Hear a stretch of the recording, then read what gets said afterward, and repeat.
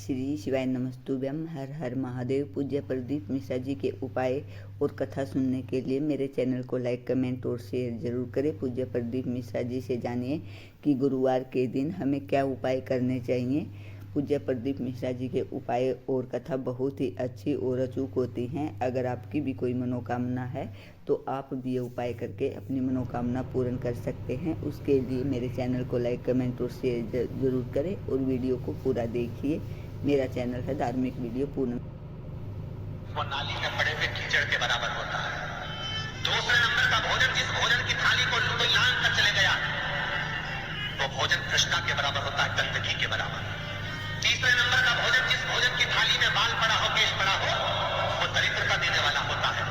और चौथे नंबर का भोजन अर्जुन, अगर पति और पत्नी अगर एक ही थाली में भोजन कर रहे हैं तो वो मदिरा के तुल्य होता है। यदि पति और पत्नी एक ही थाली के अंदर बैठकर भोजन कर रहे हैं तो वो मदिरा के तुल्य है। भीष्म गीता कहती है अर्जुन, पति के जीवने के बाद अगर पत्नी उसी थाली में भोजन करती है तो चारों धाम के प्रसाद से बड़ा महाप्रसाद बन जाता है। और यदि पति और पत्नी का नियम है कि हम दोनों तो साथ ही भोजन करते हैं तो हाथ जोड़कर निवेदन है, साथ भोजन करो, मना नहीं है, दो थाली अलग अलग लगाओ।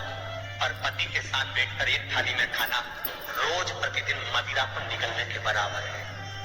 मदिरा को कई लोग कहते हैं एक ही थाली में भोजन करो तो प्रेम बढ़ता है, प्रेम बढ़ता है। शिव महापुराण की कथा कहती है पति और पत्नी अगर एक ही थाली में भोजन करते हैं, एक ही थाली में अगर पति और पत्नी भोजन करते हैं तो उस घर की दशा देखिएगा। उस घर के बच्चे कभी भी विद्या में उत्तम नहीं निकल सकते, उस घर के बच्चे कभी भी सत्मार्गी नहीं निकल सकते, मार्ग से विचलित ही निकले, क्योंकि मदिरा के नशे में पैदा हुए हैं। और सुन अर्जुन, सुन, यदि बेटी कुंवारी है और बाप के साथ में बैठकर भोजन करती है तो उस बाप की कभी अकाल मौत नहीं होती है, क्योंकि बेटी बाप के काल का हरण कर लेती है। बेटी की शादी हो जाए तो पहले वो पिता के साथ भोजन ना करे, क्योंकि गोत्र बदल गया। पर बेटी जब तक कुंवारी है, बाप के साथ बैठकर भोजन करेगी तो बाप के काल को हरण कर लेती है। ये उसी तरह जैसे एक गाय ब्याह गई हो और एक गाय कुंवारी हो। महाराज, ब्याही हुई गाय का गोबर से लीपने से ज्यादा फलदायी होता है कुंवारी गाय का गोबर से लीपना। मिश्रा जी के उपाय देखने के लिए मेरे चैनल को लाइक, कमेंट और शेयर जरूर करें। कुंवारी गाय जो ब्याही ना, कितना कितना शास्त्र प्रमाण देता है महाराज। कई लोग दुखी भी हो रहे होंगे आज हमारी कथा सुनकर कि भगवान गुरु जी आपने कह दिया कि एक थाली में भोजन मत करो, हम तो इतने साल से करते हुए आ रहे हैं और अलग अलग करेंगे और ऐसा और वैसा। कई लोग तो चैनल ही बंद। शिव महापुराण की कथा कहती है यदि आप भगवान विष्णु के मंदिर गए हो, सत्यनारायण भगवान के मंदिर गए हो, राम मंदिर गए हो, कृष्ण मंदिर गए हो, दत्त मंदिर गए हो, किसी भी देवता के मंदिर में जाते हो, वहां का प्रसाद आप 15 दिन 20 दिन तक रख सकते हो, पर शंकर का प्रसाद रात भर नहीं रखा था। क्यों? क्योंकि शंकर का प्रसाद एक दोपहर संध्या तक आपका है। रात्रि को 9:15 तक शंकर का प्रसाद आपका है साहब। शंकर भगवान ने जो 12 की रचना करी थी, घड़ी की रचना भगवान शंकर ने करी, तिथि और समय की रचना भगवान शंकर ने करी। एक एक घड़ी, एक एक लिंग पुराण वर्णन करती है, नर्मदा पुराण करती है, शिव महापुराण की कथा करती है। जब व्यक्ति को कोई भारी रोग हो जाता है, कोई कैंसर जैसी बीमारी हो गई, कोई किडनी ही खराब हो गई, कोई लीवर ही बेकार हो गया, कोई बड़ी बीमारी हो गई, तो आप किसी ब्राह्मण से पूछेंगे कि पंडित जी हमको शंकर भगवान का अभिषेक करवाना है, कौन सा टाइम करवाना चाहिए? तो उसका भी समय शिव महापुराण निश्चित करती है, उसका भी समय हमारी लिंग पुराण निश्चित करती है, उसका भी समय नर्मदा पुराण निश्चित करती है। तो कुमार खंड के अंदर शिव महापुराण के वर्णन करा गया कि 9:15 रात्रि को कोई बीमार व्यक्ति का यदि उसके हाथ से अभिषेक प्रारंभ कराया जाए या उसके ही कुल का, उसके ही गोत्र का व्यक्ति शंकर का अभिषेक करता है और शंकर के नाम का स्मरण करता है तो वो अभिषेक तो करे, साथ में जो मनोरथी है, यजमान है, वो महामृत्युंजय मंत्र का जाप करे। तो कहते हैं रोग समाप्ति की ओर आना, समाप्ति की ओर आना। रोग समाप्ति की ओर पहुंचना भगवान शंकर। पूज्य प्रदीप मिश्रा जी ने बहुत अच्छी और अचूक बातें बताई हैं। पूज्य प्रदीप मिश्रा जी ने बताया है हमें कभी भी पति पत्नी को एक थाली में भोजन नहीं करना चाहिए, ऐसा करने से घोर पाप लगता है। और पूज्य प्रदीप मिश्रा जी ने बताया है कि अगर हमारी बेटी घर में कुंवारी है तो उसके साथ हमें भोजन अवश्य करना चाहिए, क्योंकि उससे अकाल मृत्यु कभी भी नहीं होती इंसान की। पूज्य प्रदीप मिश्रा जी के उपाय सुनने और देखने के लिए वीडियो को पूरा देखें और कमेंट बॉक्स में हर हर महादेव अवश्य लिखें। अगर वीडियो अच्छी लगी हो तो अगर आपकी भी ज़िंदगी में कोई परेशानी है तो आप भी ये उपाय करके अपनी परेशानी को कम कर सकते हैं। उसके लिए मेरे चैनल को प्लीज़ लाइक कमेंट और शेयर ज़रूर कीजिएगा। पुराण निश्चित करती है, उसका भी समय नर्मदा पुराण निश्चित करती है।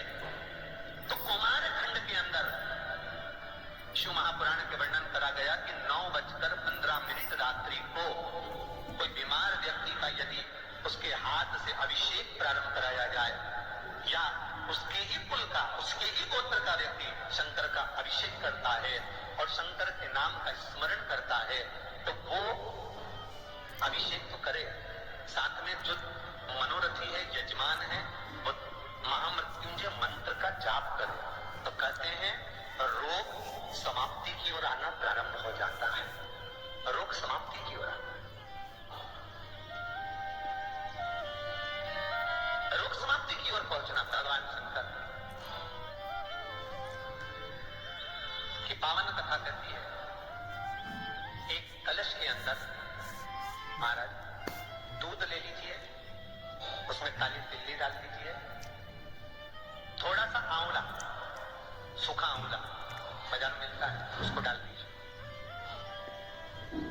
बाजार में अगर पीला मिल जाए, पीला का फल, बेलपत्री में जो फल लगते हैं, पीला का गुर्दा, पीले के अंदर का भाग, अगर पीला नहीं मिले तो बाजार में सूखा पीला मिलता है, उसको पानी में गलाकर उसको पीस कर उसका उपटन बना लो, पीस के उसको एक कटोरी में ले लो।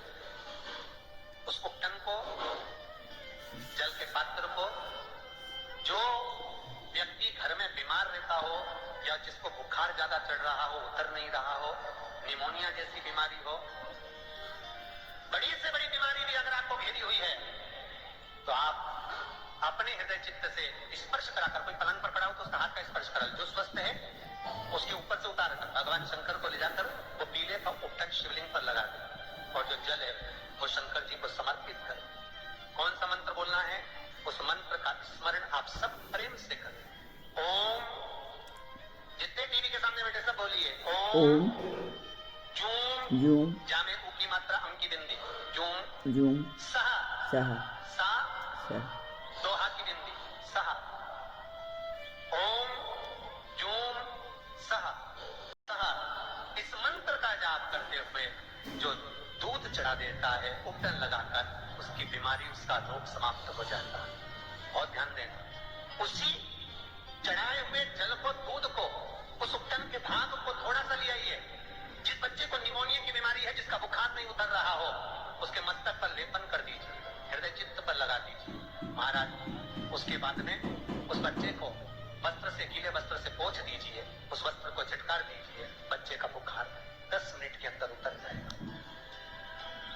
ये कभी भी कर सकते हो, ऐसा कोई दिन निश्चित नहीं है, कोई तिथि निश्चित नहीं है। जब बुखार आए, जब स्वास्थ्य ज्यादा गड़बड़ हो जाए, तब करिए। मंत्र का जाप करते हुए ओम जूम सहा, इस मंत्र का बस स्मरण करना। ओम जूम सहा मंत्र का स्मरण करिए और शक्ति करा। ये वो औषधि है जो सती माता ने भगवान शंकर से विवाह के प्रथम में प्राप्त करी ना। यदि कहीं से 5 मुखी रुद्राक्ष मिल जाए और 5 मुखी रुद्राक्ष को तांबे के कलश में जल भरकर उसमें डाल दो, किसी चम्मच से उस रुद्राक्ष को निकाल लो आधे घंटे डालने के बाद। महाराज शमी का एक पत्ता, शमी पत्र, और शमी का एक पत्ता ले जाकर, शमी पत्र को ले जाकर शिवलिंग पर रखकर 5 मुखी रुद्राक्ष का जल अपनी कामना कर कर, अपनी मन की कामना कर कर सोमवार के दिन जो व्यक्ति समर्पित कर देता है, उसकी मनोकामना